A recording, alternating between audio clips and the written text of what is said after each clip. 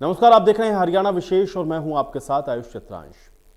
ऐतिहासिक रायसीना हिल्स पर beating the retreat ceremony से 74वें गणतंत्र दिवस का समापन हुआ है। बीटिंग द रिट्रीट सेरेमनी की शुरुआत अग्निवीर धुन से की गई, जबकि सेरेमनी में इस बार कुल 29 धुनों को बजाया गया। बीटिंग रिट्रीट सेरेमनी में राष्ट्रपति द्रौपदी मुर्मू को तीनों सेनाओं ने अपनी सलामी दी और फिर बंकर वापसी की। सेरेमनी में प्रधानमंत्री नरेंद्र मोदी, रक्षा मंत्री राजनाथ सिंह, उपराष्ट्रपति जगदीप धनखड़ शामिल हुए। रायसीना हिल्स पर विजय चौक पर बीटिंग द रिट्रीट सेरेमनी में नेवी, एयरफोर्स और थल सेनाओं के बैंड ने शानदार परफॉर्मेंस देते हुए लोगों को मंत्रमुग्ध कर दिया।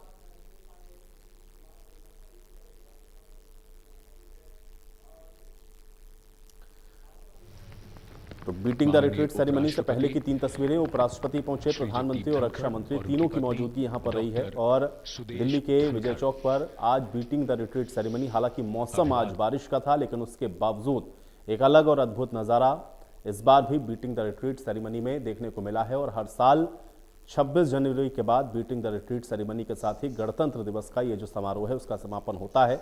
और आज तीनों सेनाओं की आधिकारिक जो बैरक में वापसी है वो भी सुनिश्चित होती है। तो 3 तस्वीरें आज के कार्यक्रम की।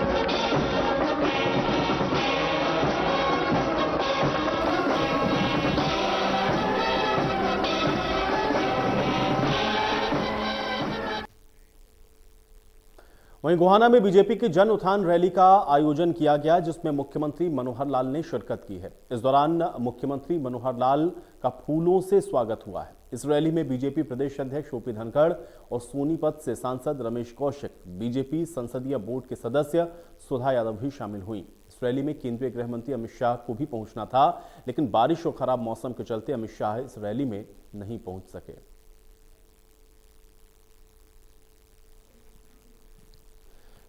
तो आज की हुई इस रैली की ये तस्वीरें हम आपको दिखा रहे हैं। सीएम का सम्मान हुआ है, ओपी धनखड़ का स्वागत किया गया, मंच पर पदाधिकारी जुटे और रैली में भारी भीड़ भी नजर आई। हालांकि आज यहां पर गृहमंत्री अमित शाह को आना था, लेकिन मौसम खराब है, लगातार बारिश हो रही है और इस वजह से अमित शाह गोहाना की इस रैली में नहीं पहुंच सके। फिर फोन के ही माध्यम से उन्होंने कार्यकर्ताओं को संबोधित किया।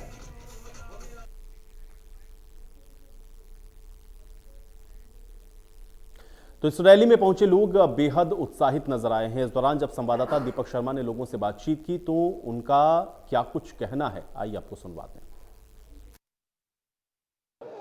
सोनीपत के गोहाना में आयोजित भाजपा की इस रैली में मुख्यमंत्री मनोहर लाल, प्रदेश भाजपा अध्यक्ष ओम प्रकाश धनखड़ ने यहां पर पहुंचकर लोगों को संबोधित करा। हालांकि इस रैली में खुद केंद्रीय गृह मंत्री अमित शाह ने भी पहुंचना था, लेकिन बरसात के चलते वो यहां नहीं पहुंच सके, तो उन्होंने फोन के माध्यम से यहां पर लोगों को संबोधित करा। फोन उनका माइक पर लगाया गया, जिसके जरिए लोगों को उन्होंने आह्वान भी किया कि 2024 के लोकसभा चुनावों में हरियाणा की सभी 10 सीटों पर बीजेपी को जिताने का आह्वान करा। इसके साथ साथ हरियाणा की 90 की 90 विधानसभा सीटों पर बीजेपी को जिताने का आह्वान करा लोगों से। लेकिन तमाम लोग भी यहां पर मौजूद रहे। आपको दिखाना चाहेंगे कि बड़ी संख्या में जो लोग थे वो यहां पर पहुंचे थे, तमाम लोग यहां पर पहुंचे थे। वो किस तरीके से यहां पर देखते हैं। आज आप रैली पे आए, आप कहां से आए थे? मोरखी से। हाँ जी, मोरखी।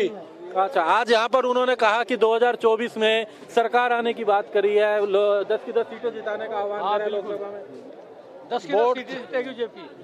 वोट तो इन्हें की है जी, बाल दो वोट इन्हें की है। पूरी 10 की 10 सीट बीजेपी जीतेगी। यहाँ से पूरी सांसद 10 की 10 सीट बीजेपी की जाएंगी। हरियाणा से आनी 100%। आप बरसात में भी सब यहाँ पर पहुंचे, मौजूद रहे। जी सा आ गया, पर मोदी साहब और खट्टर साहब है ना, इन गरीब आदमी 100 गज के प्लॉट दे दे और यो 5 किलो अनाज बेच से खत्म करके गामा में जमीन बथेरी सरकारी पड़ी है, इन से 2-2 बीघे दे दो, अरे सारे मानस से खुशहाल हो जाएंगे। जनता छोटी, जनता खुशहाल तो देश खुशहाल, आदमी आधे देश बने। अब लोकसभा में क्या उम्मीद करते हैं आप? लोकसभा में सारी 10 की 10 आ जाए, फिरता है फिर रहेगा कौन का। चलिए, तमाम अलग अलग क्षेत्रों से लोग यहाँ पर आए हैं, पूरे प्रदेश भर से हालांकि यहाँ पर लोग पहुंचे थे। और आपको दिखाना भी चाहेंगे कि तमाम जो लोग हैं इस रैली में आए थे। हालांकि खुद गृह मंत्री अमित शाह ने यहाँ लोगों को संबोधित करना था, लेकिन गृह मंत्री अमित शाह जो हैं वो क्योंकि मौसम के चलते नहीं आ सके थे, तो उन्होंने फोन के माध्यम से लोगों को संबोधित करा था। आप कहाँ से आए हैं? हम रोहतक से आए। रोहतक से आए हो। आज यहाँ पर अमित शाह ने आह्वान करा कि 10 की 10 लोकसभा सीटों पर बीजेपी जिताए, तमाम बातें 100% जीतेगी 100%। तो ये जीती थी, अब भी जीतेगी। तो ये बरसात से बचने का आपने भी पूरा इंतजाम कर रखा था। क्या करें, ठाडी बरसात आ जाए तो देख सकते हैं, बरसात थी तो तमाम लोगों ने अलग अलग, किसी ने पोस्टर लगा लिए, बैनर, किसी ने यहाँ पोलोथीन। आप किस तरीके से, कहाँ से आए हैं आप? मैं फरमाना से। तो उस पूरी बरसात में आप यहाँ मौजूद रहे। यहाँ पर आज जो अमित शाह ने भी मंच पे, हालांकि माइक से उन्होंने मोबाइल से बोले, मुख्यमंत्री ने बोला, उन्होंने लोकसभा चुनाव की बात करी 2024 की कि बीजेपी आएगी, उसको लेकर आह्वान करा। आप उसे कैसे देखते हैं, क्या कहेंगे 2024 को लेके? 2024 का क्या पता, ये कौन सी सरकार जीतेगी, अभी क्लियर नहीं है। लेकिन आप सुनने आए थे यहाँ पर। चलिए, तमाम लोग यहाँ पर पहुंचे थे, अलग अलग बातें। लेकिन बरसात रही, इस बरसात के बीच में लोगों ने मुख्यमंत्री को सुना, प्रदेश अध्यक्ष को सुना, और खुद गृह मंत्री भले ही मौजूद नहीं थे, लेकिन फोन के माध्यम से उन्होंने अपनी बात करी और उन्होंने भी प्रदेश और केंद्र सरकार की उपलब्धियां गिनवाई, जिसको लेकर के तमाम लोगों ने अपनी अपनी राय है। क्योंकि प्रदेश भर से तमाम लोग इस बरसात के बीच इस रैली में यहाँ मौजूद रहे थे। सोनीपत के गोहाना से कैमरामैन दिनेश के साथ दीपक शर्मा, इंडिया न्यूज। तो बारिश और खराब मौसम के चलते गृह मंत्री अमित शाह जन उत्थान रैली में नहीं पहुंच सके, लेकिन गृह मंत्री अमित शाह ने फोन के माध्यम से इस रैली को संबोधित किया है। क्या कुछ कहा, सुनिए।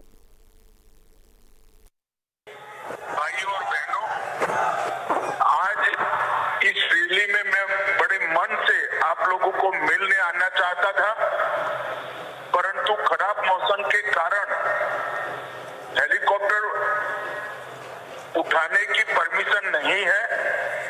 मैं गाड़ी से आने के लिए भी निकला, मगर 2 घंटे तक वहां पर भी मौसम गिर रहा है, बारिश होने की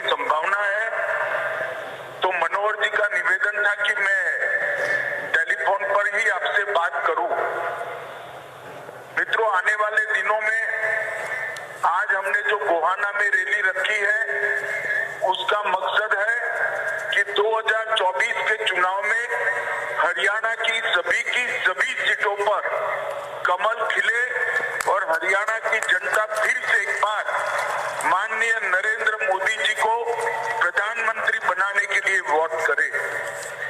विगत 8 सालों में हरियाणा में विकास इतना हुआ है जिसके आप सभी साक्षी हो। हर क्षेत्र में भ्रष्टाचार कम हुआ, कानून और व्यवस्था की परिस्थिति ठीक हुई, जातिवाद समाप्त हुआ है और 70 साल में जितना विकास नहीं हो सकता था वो हरियाणा के अंदर 8 साल में हुआ है।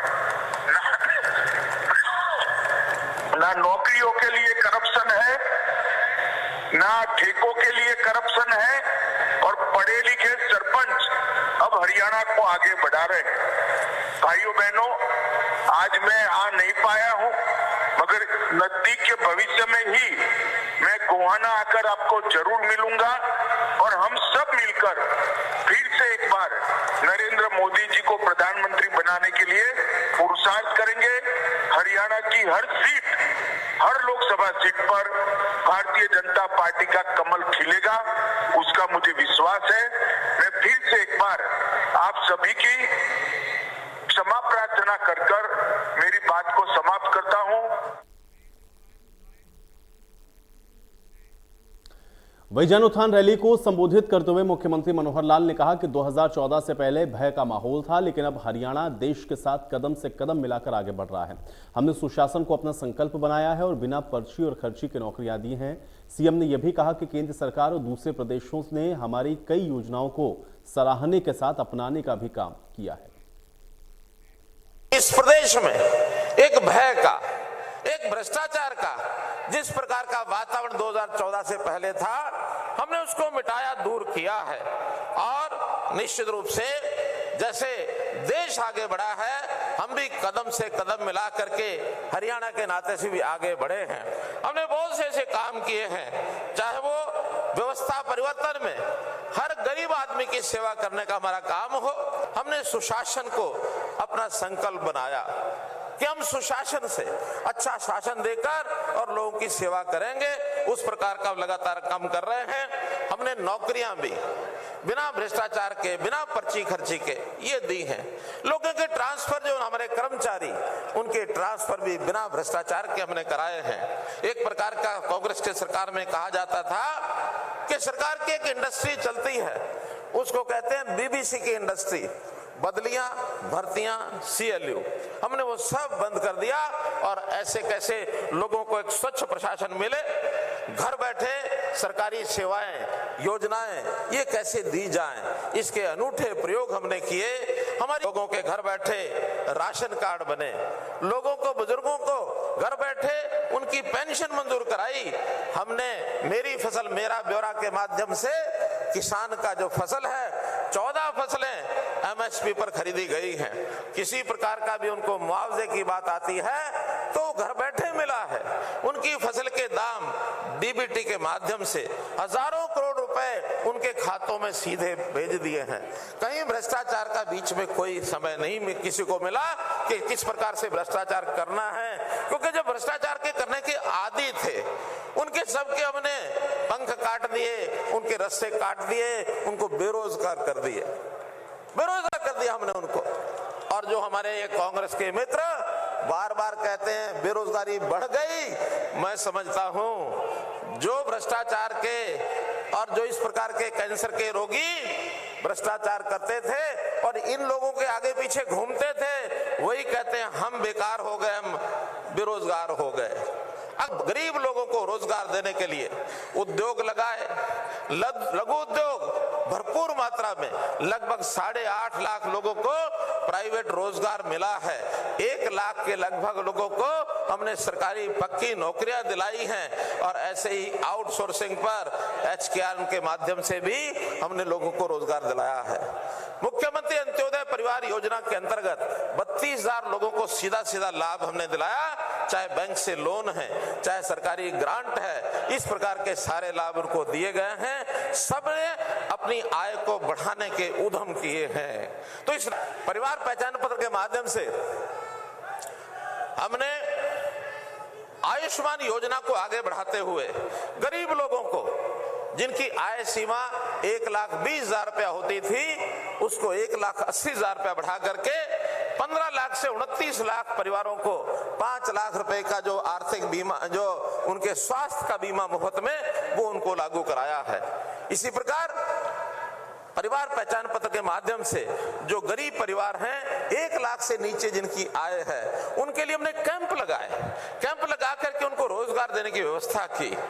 हमने जिन फसलों की कीमत कम हो जाती है, भावांतर भरपाई योजना, ये हमने लागू की ताकि कहीं अगर कमी पड़ती है, बाजरे की कीमत बाजार भाव एमएसपी से कम था, हमने एक बार 600 रुपया और एक बार 450 रुपया, 2 बार नगद पैसा उनके वहां भेजा।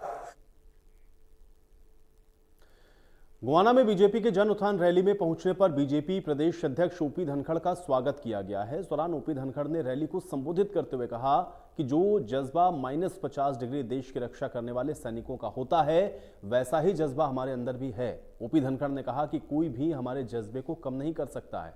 इस मौके पर उन्होंने कहा कि सोनीपत वीरों की भूमि है और इस मिट्टी में कई वीरों ने जन्म लिया है। करूंगा इस पर जो -50 डिग्री टेम्परेचर में हिमालय पर खड़े होकर इस देश की सीमाओं की रक्षा करते हैं, वही हम इस मैदान में है, वही जज्बा हम में है। कोई बात हमारे जज्बे को कम नहीं कर सकती। ये वीरों की भूमि है और हमें इस बात की खुशी है, चाहे प्राचीन काल हो चाहे वर्तमान काल हो, जब तेग बहादुर की शहादत हुई थी तो इसी इलाके के खुशहाल दैया ने अपना शीश दिया था कि तेग बहादुर का शीश, गुरु तेग बहादुर का शीश आनंदपुर साहिब पहुंच सके। ऐसे शीश के दानी की मिसाल दूसरी रही है। ये शीश का दानी कोई था तो इस सोनीपत के क्षेत्र में था। ये वो इलाका है इस लोकसभा का जहां कहावतें चली, जब लिजवाड़ा में भोड़ी ने अपने भाई पर अटैक होते हुए देखा तो 16 अंग्रेज सेना के सिपाहियों को मारा था शेर बाजरा झोड़ी में और 16 काटे भोड़ी ने। यह हाईवेज का जाल है, कहीं केएमपी से जाना हो, भाई बागपताड़ी से जाना हो, अब नया कोटड़ा तक बड़ा बनने लग रहा है, ऑर्बिटल ट्रेन बन रही है, कहीं रेल का कारखाना बन रहा है, कहीं मारुति सबसे ज्यादा बनाने वाला ये इलाके के रूप में विकसित हो रहा है, शिक्षा का ये हब है। लेकिन इसके साथ साथ मैं स्वागत करूंगा हमारे मुख्यमंत्री का, चिरायु कार्ड 1.25 करोड़ जनता को देकर हरियाणा के हर गरीब परिवार के व्यक्ति को संरक्षित किया है। तो राहुल गांधी के नेतृत्व में कन्याकुमारी से चलकर श्रीनगर पहुंची भारत जोड़ो यात्रा का समापन हुआ और श्रीनगर पहुंचने पर राहुल गांधी ने लाल चौक पर ध्वजारोहण किया। इस दौरान राहुल गांधी के साथ उनकी बहन और कांग्रेस महासचिव प्रियंका गांधी मौजूद रहीं। साथ ही हरियाणा से कांग्रेस के राज्यसभा सांसद दीपेंद्र हुड्डा और पूर्व हरियाणा कांग्रेस अध्यक्ष कुमारी सैलजा भी मौजूद रहीं। राहुल गांधी ने कहा कि भारत जोड़ो यात्रा को देश भर में शानदार प्रतिक्रिया मिली। इस यात्रा के दौरान भारत के लोगों की ताकत को देखा, उन्हें देश के किसानों, बेरोजगारों, युवाओं की समस्याओं के बारे में सुनने को भी मिला।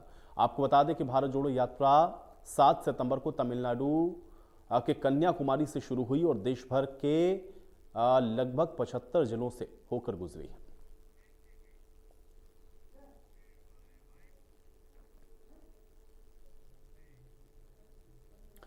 तो यात्रा में मौजूद सांसद दीपेंद्र हुड्डा ने कहा कि आज का दिन हिंदुस्तान और कांग्रेस के लिए अहम है। कन्याकुमारी से आकर लाल चौक पर तिरंगा फहराना एकता का प्रतीक है। सभी देशवासी एक हैं। धर्म, जाति, बेरोजगारी और भ्रष्टाचार से ऊपर उठकर वो आगे बढ़ना चाहते हैं। देखिए, आज का दिन अति महत्वपूर्ण है हिंदुस्तान के लिए और कांग्रेस पार्टी के लिए। लाल चौक पे जिस रूप से कन्याकुमारी से आकर यात्रा के माध्यम से यहाँ पे तिरंगा, देश का तिरंगा झंडा फहराया जा रहा था, वो प्रतीक इस बात का है कि ये देश और हम हिंदुस्तान वासी धर्म, जाति, भाषा, भूषा हर बात से ऊपर उठते सब एक है। भारत माता की सब संतान है, सब एकजुटता से आगे बढ़ना चाहते, भावना है देश में। सब बेरोजगारी, महंगाई, भ्रष्टाचार, जातिवाद, धर्मवाद, ऐसी बातों से छुटकारा चाहकर देश को आगे लेके जाना चाहते हैं। ये एक संदेश देशवासियों ने जो इतना आशीर्वाद दिया, ये संदेश गया, झंडा जो फहराया गया वो उस बात का प्रतीक था। हम प्रत्येक भारतवासी का कोटि कोटि धन्यवाद नमन करते हैं। ये जो भाजपा कह रही है कि भाई टूटा क्या है, जो जोड़ रहे हैं, बहुत कुछ टूटा है। पूरे देश के अंदर किसान का स्वाभिमान टूटा है, 750 किसानों के घरों के चिराग बुझ गए, गरीब आदमी का घर का बजट टूटा है, नौजवान का भविष्य के रोजगार का सपना टूटा है, आपस में भाईचारा टूटा है। जोड़ने की जरूरत है। भारत जोड़ो, भारत जोड़ो यानी कि नफरत को प्यार से जोड़ो, भारत जोड़ो यानी कि गरीब को आर्थिक विकास से सम्मान से जोड़ो, नौजवान को रोजगार से जोड़ो, कर्मचारी को ओल्ड पेंशन स्कीम से जोड़ो, किसान को एमएसपी गारंटी और स्वाभिमान से जोड़ो, और हिंदुस्तान को विकास की रफ्तार से जोड़ो। भारत जोड़ो, भारत को आगे लेके जाना होगा। यही हमारा संकल्प, यही हमारा संकल्प। जिन लोगों ने भाई को भाई से उलझाकर राजनीतिक रोटी सेकना काम किया इस देश में, वो उनसे आप क्या उम्मीद रखेंगे, क्या बोलेंगे? राहुल गांधी जी ने भी जो ये तप किया, 3500 किलोमीटर चलना कोई साधारण बात नहीं। सच्ची भावना के साथ, एक अच्छी नीयत के साथ राहुल गांधी जी राजनीति से ऊपर उठ के चले। ये मैं समझता हूँ कि आज इतिहास रचा गया है।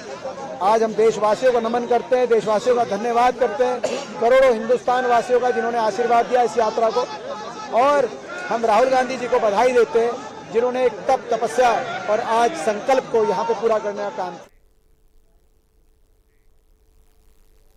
तो वहीं भारत जोड़ो यात्रा में मौजूद कुमारी सैलजा ने कहा कि राहुल गांधी ने 4000 किलोमीटर से ज्यादा यात्रा करके अपना संकल्प दिखाया और बीजेपी की नफरत फैलाने की विचारधारा की जगह शांति और भाईचारे का संदेश दिया। सैलजा ने कहा कि बीजेपी के लोगों ने विभाजन पैदा किया है, हमारे देश की संस्कृति इसको स्वीकार नहीं करेगी।